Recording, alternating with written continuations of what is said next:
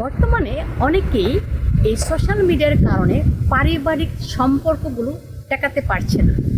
আসলে পারিবারিক সম্পর্ক টেকানোর জন্য যেটা করতে হবে সেটা হচ্ছে দিনের মধ্যে আমরা প্রত্যেকে সোশ্যাল মিডিয়া ব্যবহার করব, কিন্তু নির্দিষ্ট একটি টাইম আমরা সেট করে দেব।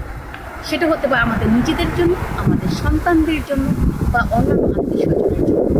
এমন রুল সেট করতে পারি যখন আপনার বাসায় কেউ দাওয়াতে আসে তারা যেন সোশ্যাল মিডিয়া ব্যবহার থেকে বিরত থাকে এবং পারিবারিক যে গল্প গুজব কৌতুক এগুলো বলার মধ্য দিয়ে যেন বিনোদন করে।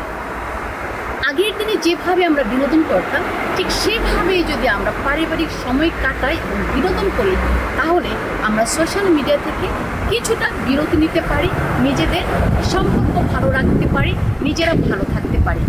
সে সাথে আমাদের সন্তান কিংবা পরিবারের অন্যান্য যারা আছে তারাও সোশ্যাল মিডিয়ার অ্যাডিকশন থেকে বের হয়ে আসতে পারে।